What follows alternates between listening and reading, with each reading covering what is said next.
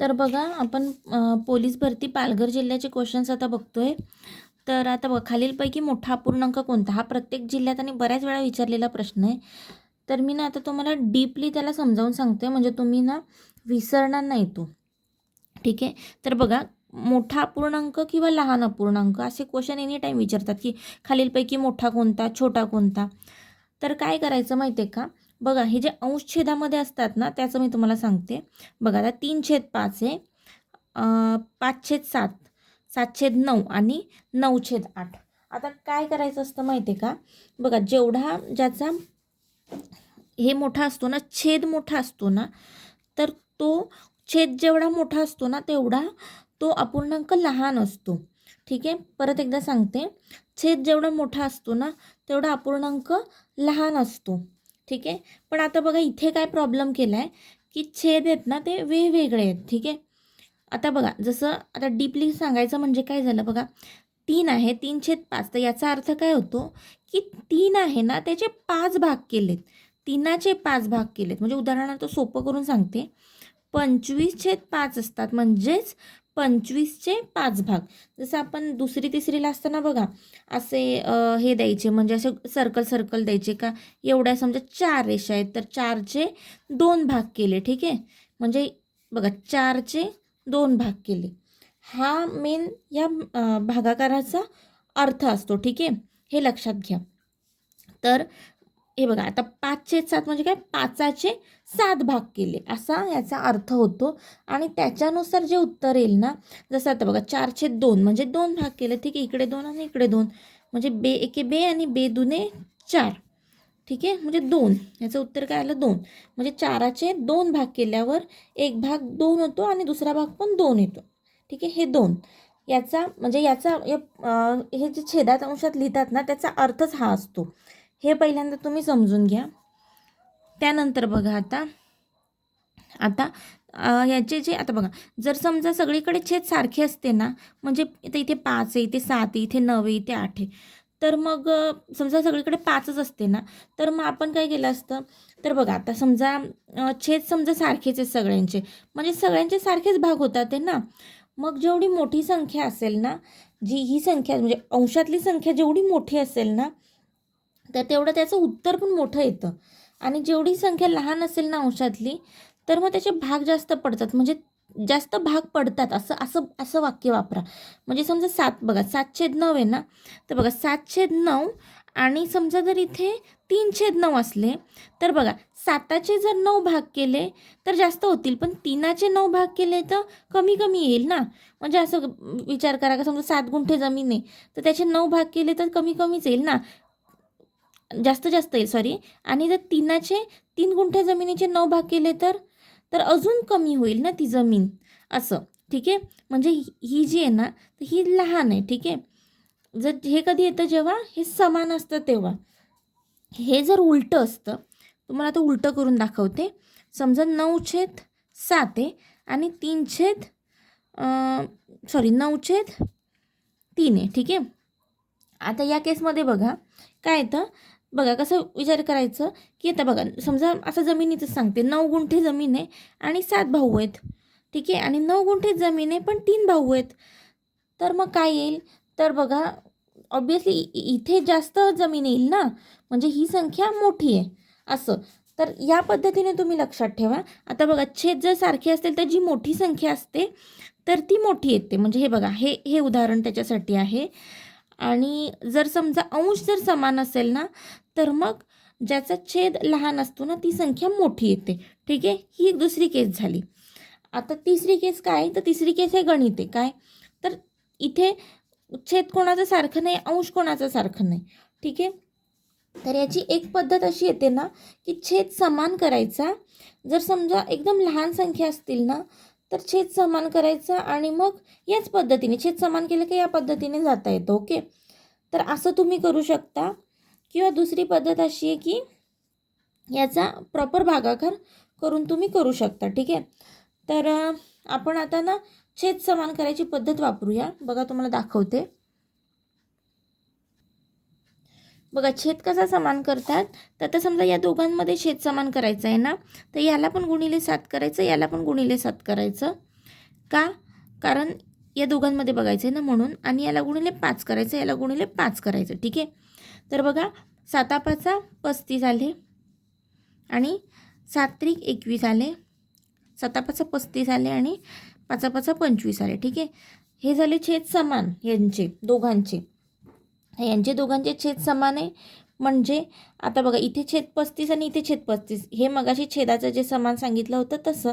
मग हे असं येईल का? कारण ते सांगितलं ना की 21चे 35 भाग जास्त येतील का 25चे 35 भाग जास्त येतील, तर हे जास्त येतील. ठीक आहे.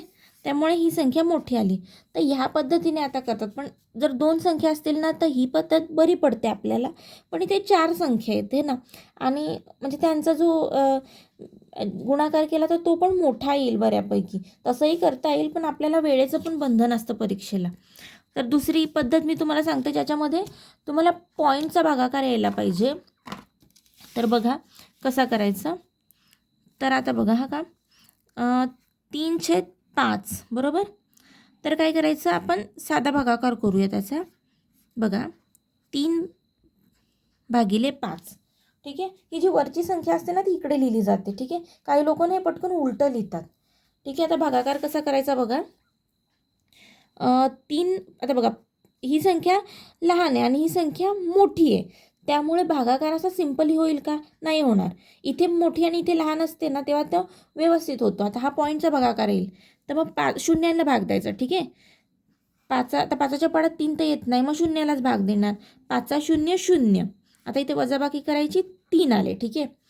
जेव्हा आपण इथे पॉईंट येतो ना तेव्हा इथे एक 0 ॲड होतो. ठीक आहे. 5 30 झालं. ठीक आहे. म्हणजे आता पहिल्याचं उत्तर काय आलं? पहिल्याचं उत्तर आलं, आता मी इथे खाली लिहिते बघा. पहिल्याचं उत्तर आलं 0.6. ठीक आहे. आता बघा दुसरं पण असंच करूया. ठीक आहे. बघा 5/7 आहे. ठीक आहे. म्हणजे काय येणार 5/7. आता पुन्हा एकदा असं करायचं, शून्याला भागायचं कारण 7पेक्षा लहान आहे ती संख्या. तर बघा का 7 0 0 5. आता इथे पॉईंट दिला, इथे 0 येतो बरोबर. 7 5 35, 7 सकम 42 आणि 7 7 49. ठीक आहे. बघा 49 आले, 1 राहिला बरोबर.